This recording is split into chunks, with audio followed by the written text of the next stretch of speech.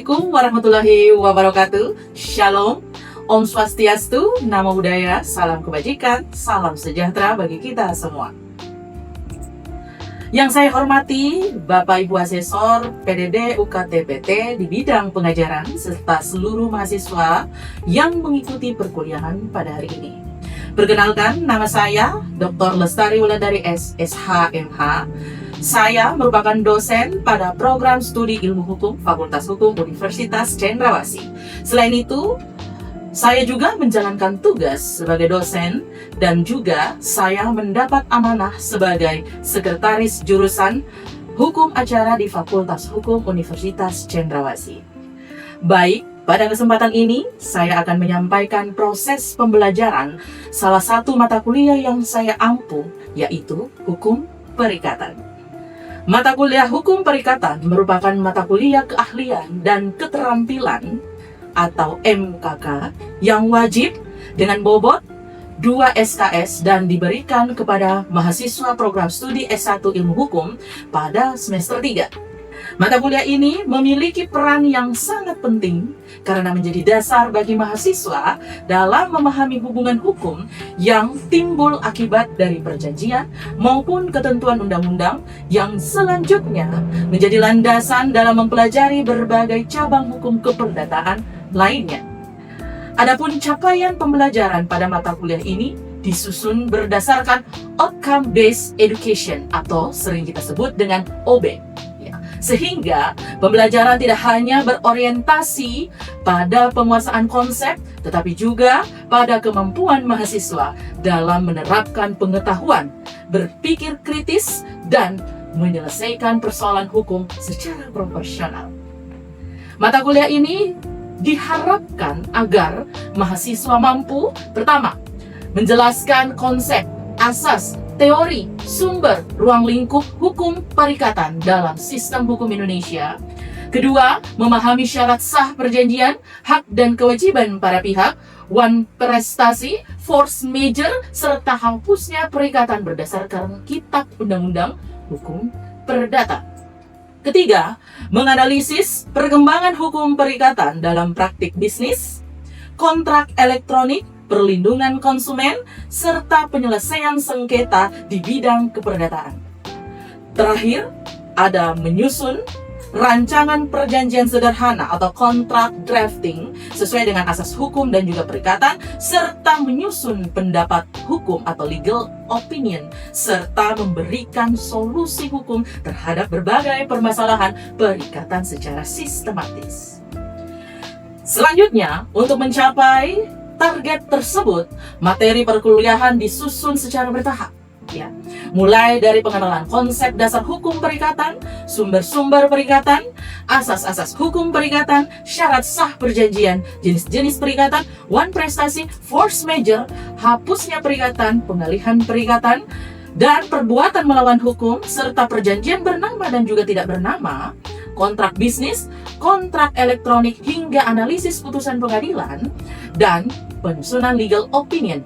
Dalam pelaksanaan pembelajaran, saya menerapkan pendekatan Student Centered Learning atau biasa disebut sebagai SCL, sehingga mahasiswa menjadi subjek yang paling aktif dalam proses belajar mengajar di dalam proses perkuliahan.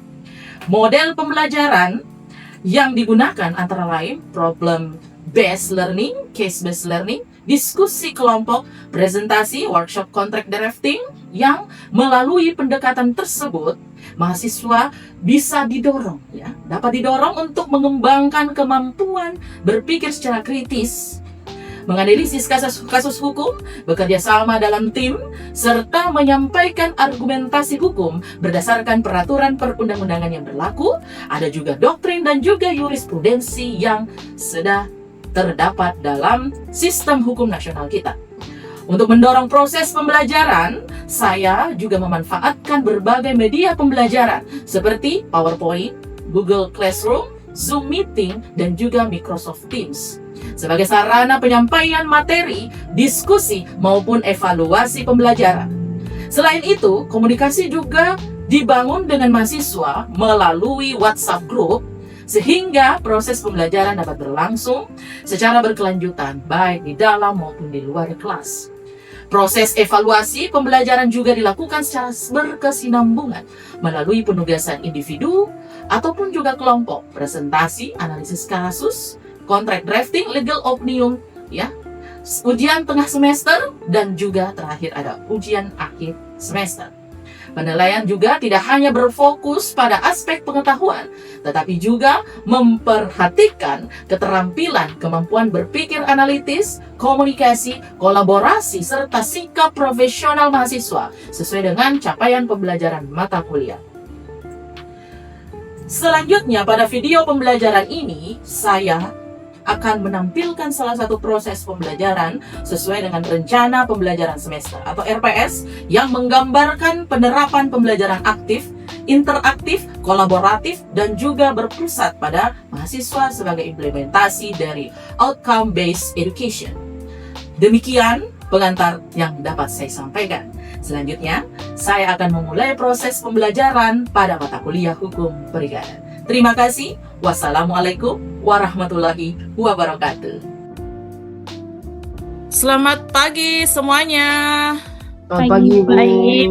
Pagi, Bu. Oke, selamat pagi ya. Shalom. Terima kasih ya atas kesempatannya untuk bisa kembali hadir dalam perkuliahan kita pada hari ini. Pada sesi kali ini kita akan bahas mengenai hukum perikatan yang dimana terkhusus pada pertemuan sesi keempat. Seperti di pertemuan sebelumnya kita sudah menjelaskan apa itu perjanjian, bentuknya seperti apa. Nah, hari ini kita akan lebih dalam lagi membahas mengenai perjanjian dan perikatan. Selanjutnya kita akan bahas lebih mendalam lagi terkait dengan syarat sah perjanjian, ya. Nah, selanjutnya ada tahapan perjanjian, ya. Terakhir ada subjek dan juga objek perikatan, seperti itu. Kita masuk ke inti materi kita hari ini. Perjanjian, ya, jadi seyogyanya perjanjian dan perikatan itu adalah dua hal yang tidak bisa dipisahkan, ya. Namun memang secara istilah, ya, itu keduanya memang berbeda. Perjanjian dalam bahasa Belanda disebut sebagai overeenkomst, sedangkan perikatan disebut verbintenis. Jadi memang secara asal muasal peristilahan memang berbeda, tetapi kedua istilah tersebut tidak dapat dipisahkan.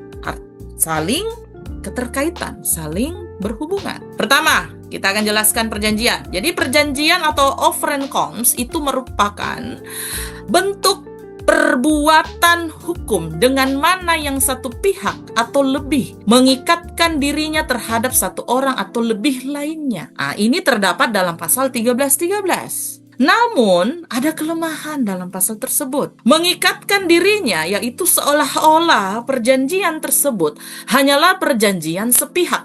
Dalam arti hanya satu pihak saja yang mempunyai kewajiban. Padahal, terdapat juga perjanjian dua pihak yang mengikatkan dirinya, saling mengikatkan dirinya.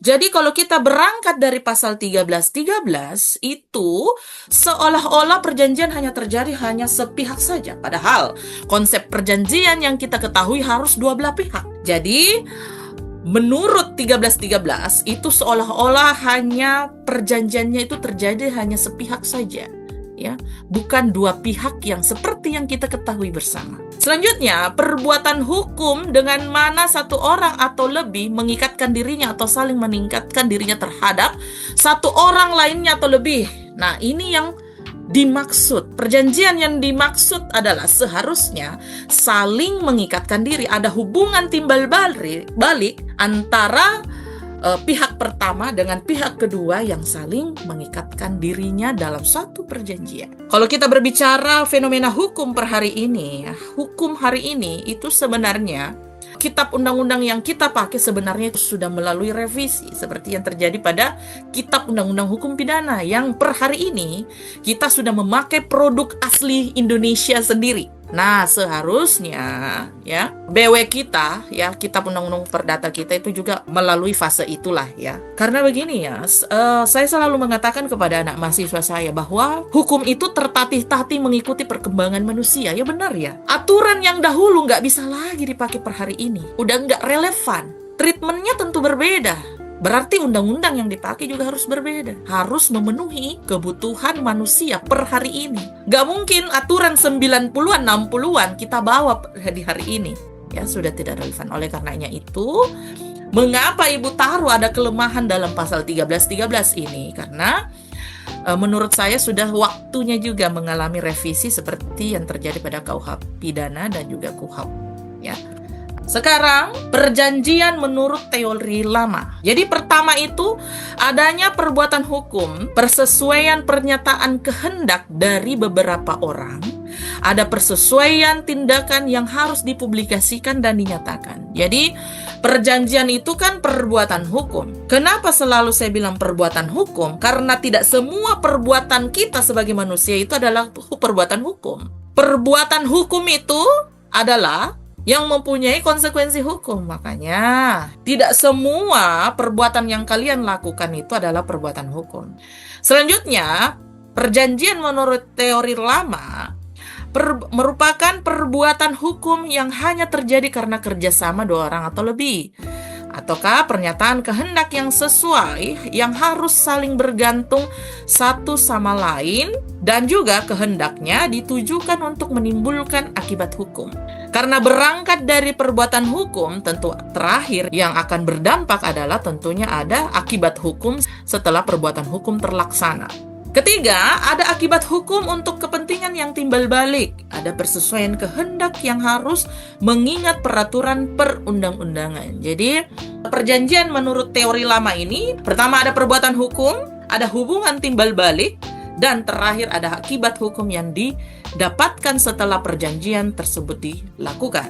Selanjutnya, ada perjanjian menurut teori baru, yaitu Van Doon ya.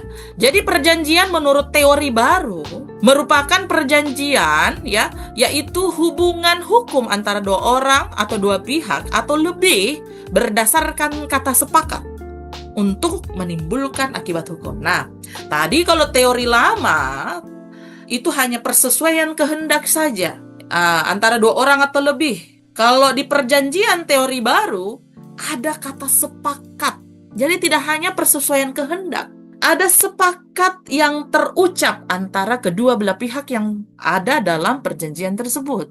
Nah, tadi kalau teori lama tidak ada kata sepakat. Hanya berhenti pada saat ada saya mau A, B juga mau A. Kehendak kita sama. Tidak ada kata sepakat di dalamnya menurut teori lama. Nah, kalau teori baru ada kata sepakat di dalamnya. Nah, bisa dilihat ya. Diagram ini menurut teori lama itu hanya persesuaian kehendak saja. Sedangkan menurut teori baru ada hubungan timbal balik di dalamnya. Hubungan hukum timbal balik di dalamnya. Yaitu apa? Ada penawaran dari pihak pertama dan ada penerimaan dari pihak kedua. Baru lahir kata sepakat. Sekarang kita akan bahas mengenai apa itu perikatan.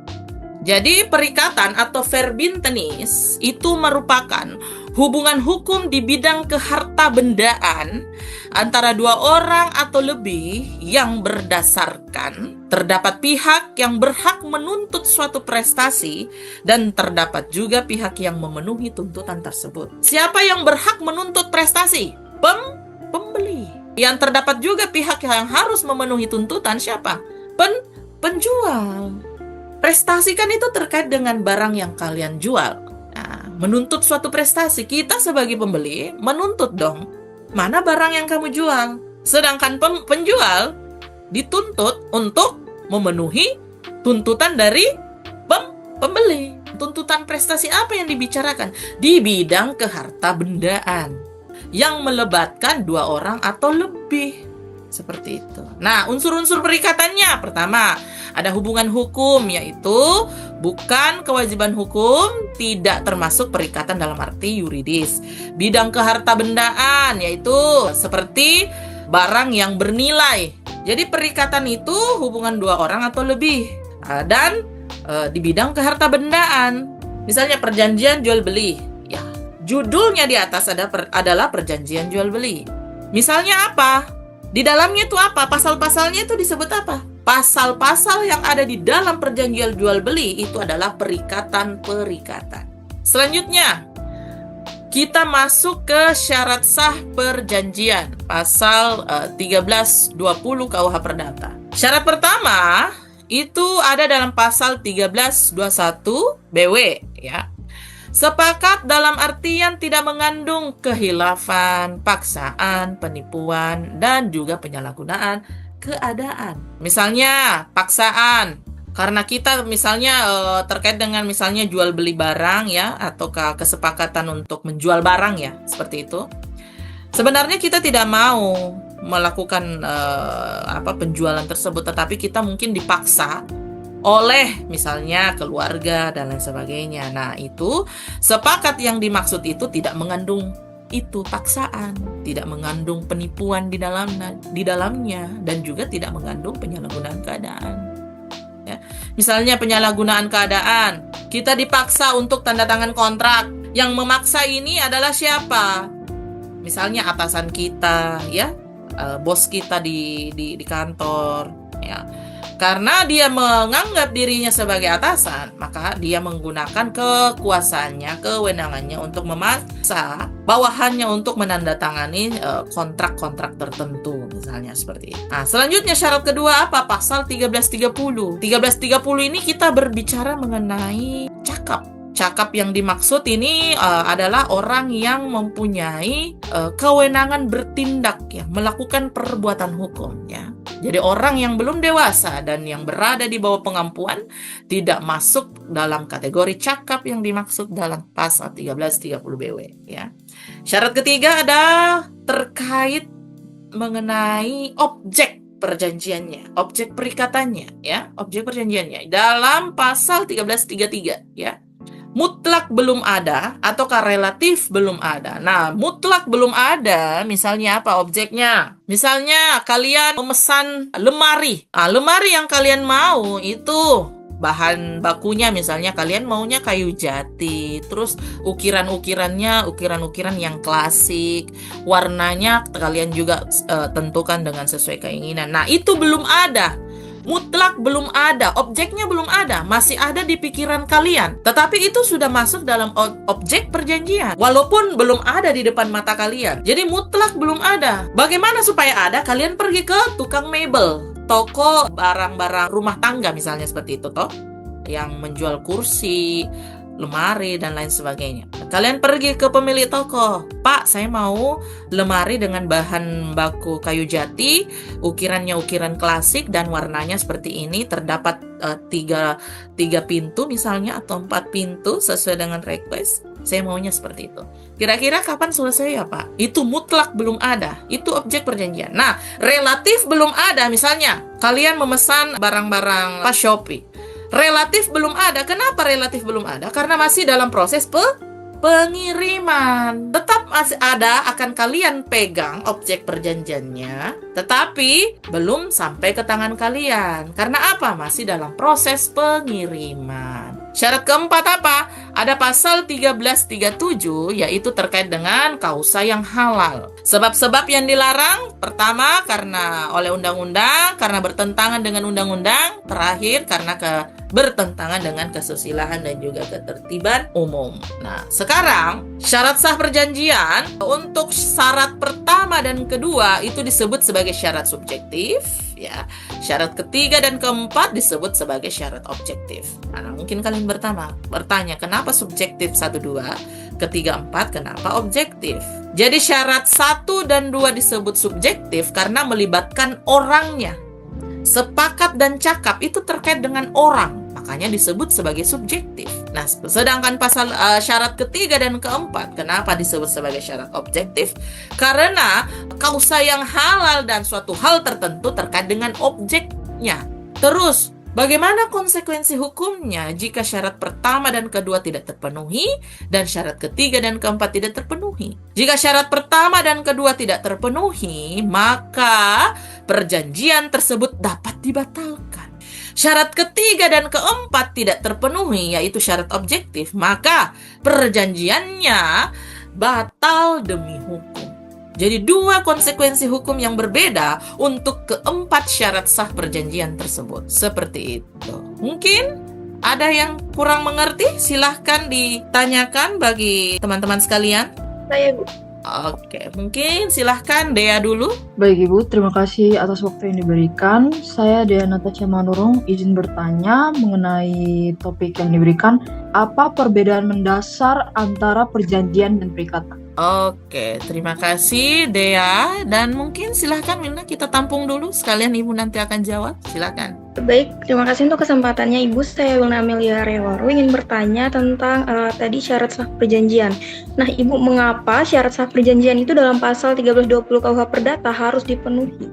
Mungkin pertama akan Ibu jawab untuk pertanyaan dari Dea. Apa perbedaan mendasar antara perjanjian dan juga perikatan? Perjanjian merupakan suatu perbuatan hukum yang mana dua pihak saling mengikatkan dirinya untuk menimbulkan akibat hukum. Sedangkan perikatan merupakan hubungan hukum yang timbul sebagai akibat dari perjanjian tersebut yang menimbulkan hak bagi kreditur untuk menuntut prestasi dan kewajiban bagi debitur untuk memenuhi prestasi. Jadi perjanjian merupakan salah satu sumber lahirnya perikatan. Nah tadi saya sudah jelaskan ya.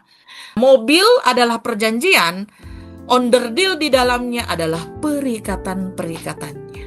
Seperti itu, Dea. Baik Ibu, terima kasih Bu.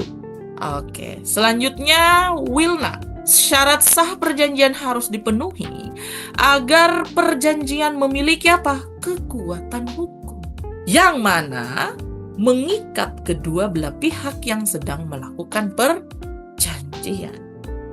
Jadi keempat syarat tersebut sepakat, cakap, kausa yang halal dan suatu hal tertentu harus dipenuhi karena tadi terkait dengan konsekuensi hukum yang lahir ketika tidak dipenuhi. Tadi saya sudah jelaskan 1 dan 2 sepakat dan cakap adalah syarat subjektif, sedangkan suatu hal tertentu merupakan syarat objektif yang mana ketika 1, 2 dan 3, 4 tidak dipenuhi maka ada konsekuensi hukum yang lahir. Jadi mengapa harus dipenuhi Bu? Supaya kita terhindar dari konsekuensi hukum tadi dan mengikat kedua belah pihak dan mempunyai kekuatan hukum apa? Pertama dan utama. Jadi kalau misalnya terjadi perselisihan hukum terkait dengan kontrak yang kalian tanda tangani, misalnya secara tertulis ya, yang kalian pegang, kontrak yang kalian pegang, perjanjian yang kalian pegang itu mempunyai kekuatan pembuktian pertama dan utama untuk dihadirkan di muka persidangan. Betapa pentingnya syarat sah perjanjian harus dipenuhi. Oke, Wilna? Baik, Ibu, terima kasih, Ibu. Oke, ya. Sekarang kita lanjut lagi pada pembahasan selanjutnya pada materi kita di sesi 4 ini. Ada tahapan dalam melakukan perjanjian. Pertama ada tahap prakontraktual, ada tahap kontraktual, dan ada tahap postkontraktual. Tahapan prakontraktual merupakan tahapan sebelum terjadinya perjanjian. Tahap kontraktual, tahapan pelaksanaan perjanjian, dan tahapan postkontraktual merupakan akibat dari perjanjian. Ya, yang dimana pada tahap ini memungkinkan terjadinya wan prestasi. Jadi tahapan sebelum terjadinya perjanjian ada pada prakontraktual, yang mana itu misalnya apa? Seperti apa? Ada tawar-menawar, nah itu terjadi pada tahap prakontraktual. Tahap kontraktual itu tahapan pelaksanaan perjanjian, misalnya, oke, saya sepakat dengan harga segitu, apa yang kau jual. Postkontraktual itu akibat dari perjanjian yang kalian sepakati pada tahap kontraktual. Pada tahap prakontraktual, jika terjadi permasalahan akan menentukan masuk dalam perkara perdata atau pidana.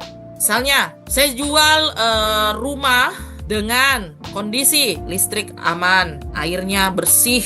Terus rumah ini dekat dari pusat kebutuhan kita sebagai manusia. Pokoknya baguslah ya kata-kata yang keluar dari mulut penjual ini. Begini kita datang ke rumahnya, airnya berbau. Air yang dia bilang bersih ternyata berbau. Listriknya juga mati nyala. Dia bilang juga dekat dari pusat kebutuhan kita sebagai manusia itu ternyata jauh sekali. Jauh dari rumah sakit, jauh dari pusat perbelanjaan, jauh dari sekolah. ternyata jauh semualah.